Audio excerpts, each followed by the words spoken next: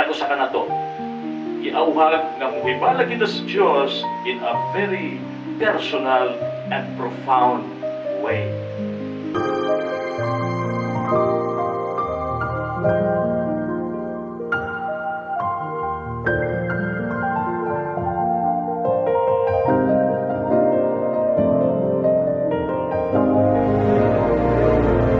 Magisuon,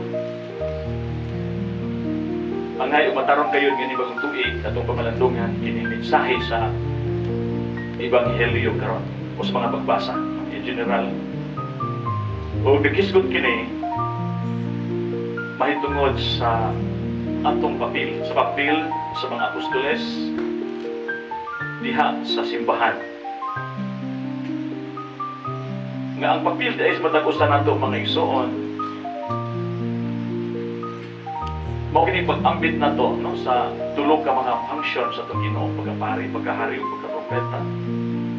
O sa Ebanghelyo ito karon ato na dungo.